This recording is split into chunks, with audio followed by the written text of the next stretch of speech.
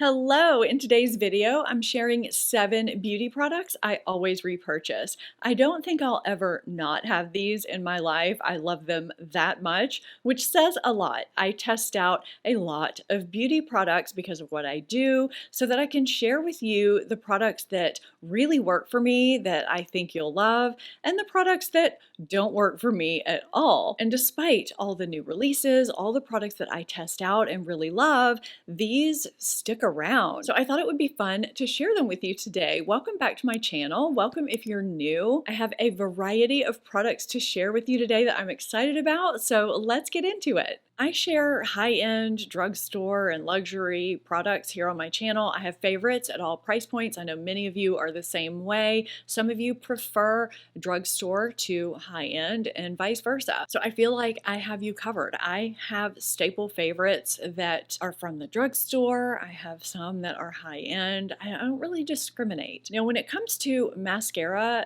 this is a staple favorite, a repurchase, and it has been for years. This is Maybelline Lash Discovery, the waterproof version. Now, I do have another staple Maybelline mascara favorite that I repurchase off and on and keep it in my rotation, Maybelline Full and Soft, both the waterproof and the non-waterproof version, but I'll talk about this first. So what I love about this and the reason why it lives in my vanity is because it's been my staple bottom lash mascara for a really long time. The shape of the wand being so long and thin makes it perfect for hitting your bottom lashes quickly and easily. It also gives a very natural look to your bottom lashes. I used to use Clinique bottom lash mascara, but the wand is about a half, maybe even a third of the length. It also costs more and it dries up a lot faster than this.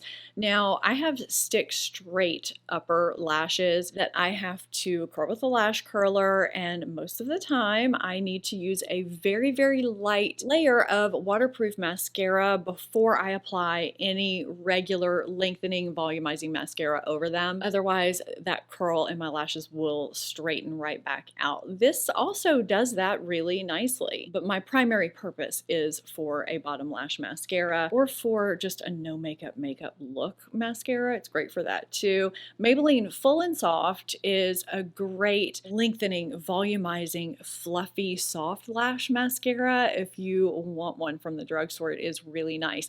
I feel like no matter what other mascaras come in and out of my life, no matter what other favorite staple mascaras I rotate or that are living in my vanity currently, this is living in there with them, and Maybelline Full and Soft rotates in and out of my drawer too. They're just staple repurchases for me from Maybelline. I do have other drugstore mascaras that are staple repurchases for me, but these were the first that came to mind. This one actually was the first one, and then Full and Soft. If this video gets enough traction, if you guys like it, I will do a follow-up video and include other products. These 7 are not the only repurchases that I have. So there could be a part 2 depending on how you feel about this video, and I will be sure and list and link all the products for you in my description box and in my top pinned comment.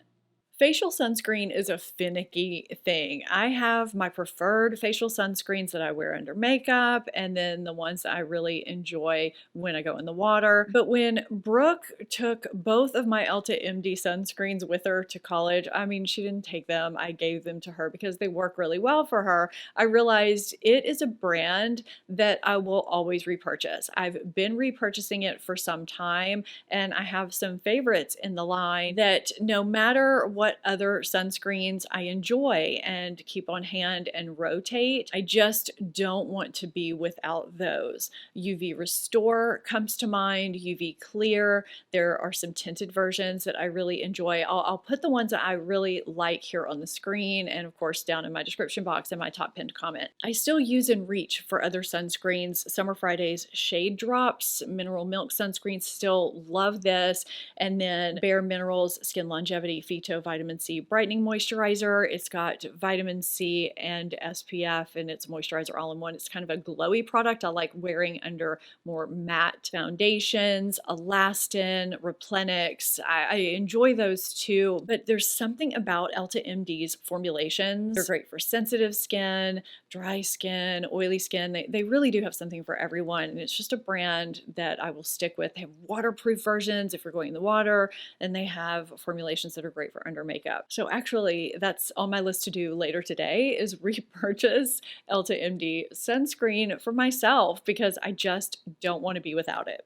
I just reapplied my lip color a little bit thicker than what it was before. I had a sheer layer on over a lip liner, which I'll also be talking about in this video because I repurchase them both regularly. But for now, let's talk about the lip plumping gloss that I've been sharing with you for several years here. This is the City Lips lip plumping gloss. I repurchase these regularly. I use them to prep my lips as well as just wear on a daily basis. And City Lips has been kind enough to give me a special code just for you that gives you more of a savings than what they're currently giving during their site-wide Labor Day sale. So I'm extremely excited to partner with them today to tell you more about that and to give you a few product selections that I really enjoy if you're looking for some ideas if you've never tried City Beauty before, or if you're just looking for some new products to try. So through September 6th, you can save 35% site-wide on City Beauty products, and they do have some really, really great products.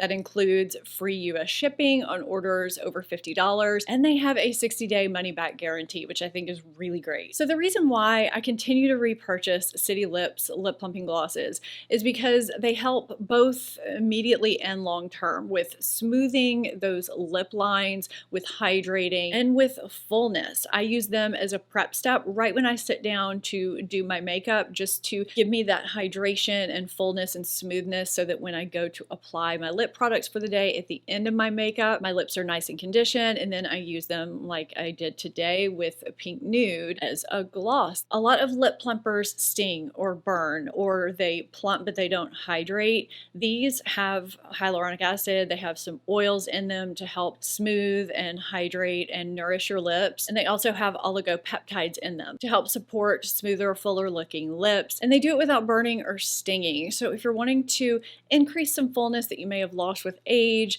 or if you're just wanting to smooth some lip lines, I really love these, and I can't tell you how many of these I've repurchased.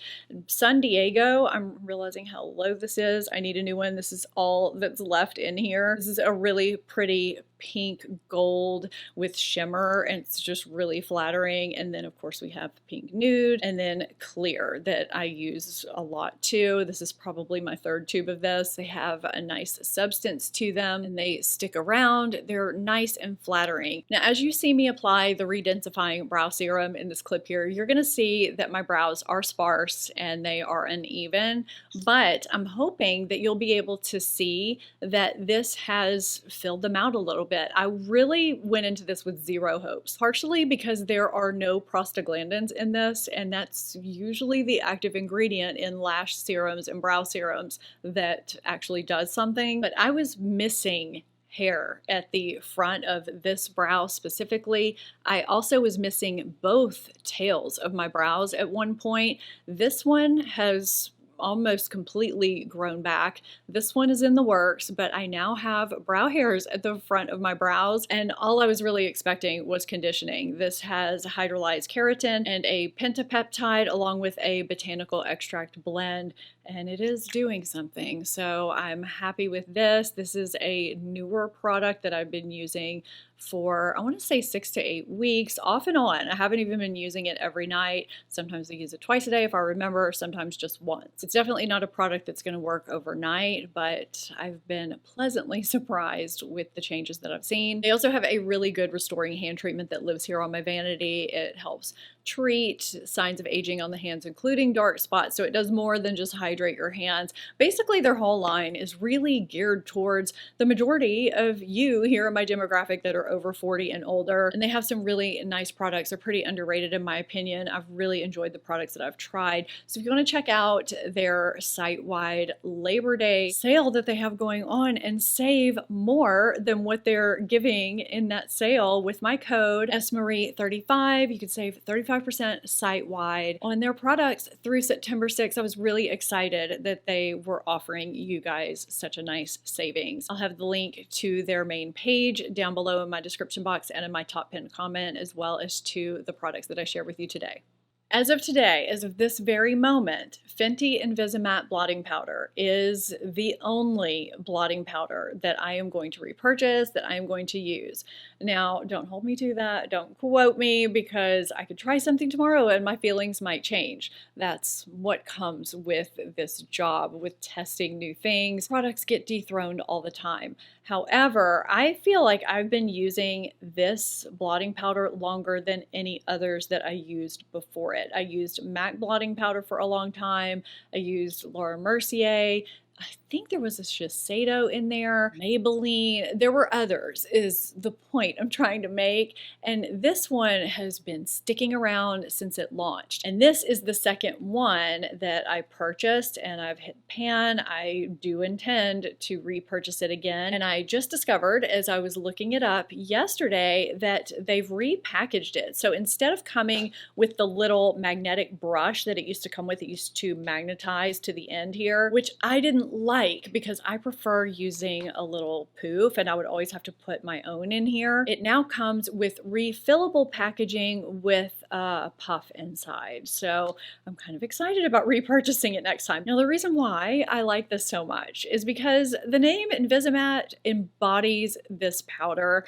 It is invisible when you blot with it, or I'll say touch up with it, because a lot of times I do like to blot with a blotting sheet to get rid of the excess shine or oil breakthrough during the day, and then I'll touch up with this. But sometimes I may not have something on hand to blot with, and I'll just have to do it all in one with this. But either way, it never looks powdery or white. Even though it looks white here, you can see a sheer veil there on my finger, but it just disappears into your skin. It blurs your pores and just gives you a really nice invisible shine diffusion, if you will. This is my go-to blotting powder. It's perfect for my T-zone that gets shiny in the humid climate that I live in. If you get shiny in your T-zone, or if you have oily skin that needs touching up sometime, that needs blotting, this powder is excellent. These are brand new bottles, repurchases of Briogeo Destined for Density shampoo and conditioner. Every video that I've included these in, I've said the name wrong. I've said Destined for Destiny.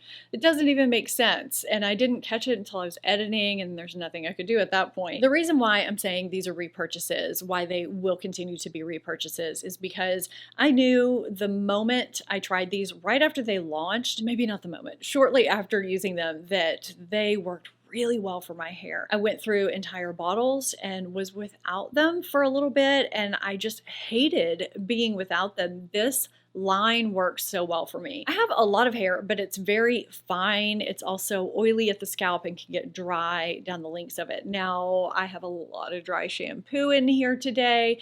It needs to be washed, so let's not judge what's going on with my hair today. It's not a good hair day. So this has copper peptides and zinc, biotin and vitamin E, as well as caffeine, green coffee oil, and coenzyme Q10.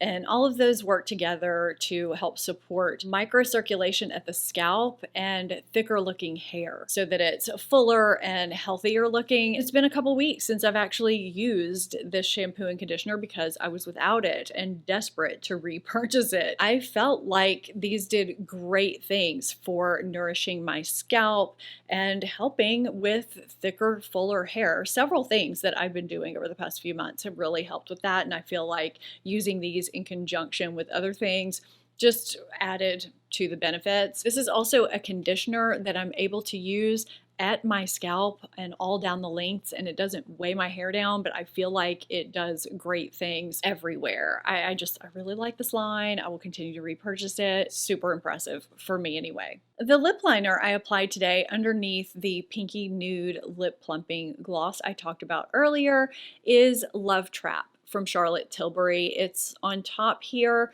with Iconic Nude underneath. Both of these are consistent repurchases for me. I know a lot of people come here talking about pillow talk, but it's not my most repurchased or worn Charlotte Tilbury lip liner. For some reason, I just gravitate to these two shades. Even though I've found some suitable dupes for them, it's, for me, the combination of the formula of Charlotte Tilbury lip liners plus these shades. So Love Trap for me is a really great lips but better shade if I use a really light hand. But what I like about it is that if I use a heavier hand, it's a really great kind of rosy pinky brown nude that works really nice with deeper lip colors. So it's more versatile for me than your typical My Lips But Better lip liners. And it's also a really great fall lip liner for me for that reason. And Iconic Nude, I mean, what can you say about Iconic Nude? It's such a great neutral brown. A lot of brown neutral lip liners have a bit of orange to them that can take them into orangey territory, that can make them a little bit too spicy. Others can have a gray undertone to them that makes them a little bit too cool if you have slightly warm undertones like I do. And Iconic Nude is just perfect. I can't tell you how many of both of these I've repurchased. The formula is creamy and opaque. These hold on to lip colors that you place over them like nobody's business. And for lip liners that are pretty much budge proof, they're not drying, which is something that I really, really love. I'm just not sure if I'll ever be without these. These are my two most purchased lip liners from Charlotte Tilbury, and probably my most repurchased lip liners in general. I almost included a different product for this next one, but because I've repurchased this so many times and will continue to do so, it needs to be in this video. And also because I included Fenty Invisimatte blotting powder, and this is a powder, but they serve two completely different functions and aren't interchangeable at all. This is MAC Mineralized Skin Finish Natural. The shade that I have is Medium Plus, which I always get asked about. I don't know why that is. I have light medium skin that is neutral, leaning warm toned, and Medium Plus is my shade. I'm hoping you could see that that was, pretty sheer. So it's a finishing powder. If you're not familiar with what a finishing powder is used for or typically used for, I have an older video on that I should probably update, but they're perfect for giving your finished makeup after you've fully completed everything an airbrushed, candle-lit glow type of finish without looking powdery or heavy. They just kind of diffuse everything. They're also really great if you apply too much of something, too much contour, bronzer, blush. They can help tone that down very easily. The reason why this one is the standout is because it's the Goldilocks of finishing powders. It just does everything the right way. It's got the right level of sheer coverage. It's not too heavy. It's not too sheer so that it does nothing, but it doesn't cover up the makeup that I applied completely either, yet it does a good job of diffusing the way it should. There's also no glimmer, no sheen to it. There's not too much of a glow. Sometimes finishing powders can have too much radiance and be obvious. This looks very natural. It gives your skin a nice, healthy, lit from within glow, but it's not too much for me, even on my shine prone areas. No matter how many finishing powders come and go, no matter how how many others I dip into and reach for and enjoy. This is the one that I always go back to. It's my no fail. It lives in my vanity and has for years and years and years. I love it. It's the perfect finishing powder in my opinion. And I do want to add also that if you want to wear it alone on its own as a sheer powder foundation or just pressed powder, it works beautifully for that too. Now, if you're on a budget, I did a video recently using some of my favorite makeup products to get an entire makeup look for less than $50. A lot of you are really liking that video. If you haven't seen it, I'll have it linked here for you. I hope you enjoyed this video and found it helpful. If you did, give it a thumbs up, subscribe if you're not already. Thank you so much for watching. I'll see you next time. Bye.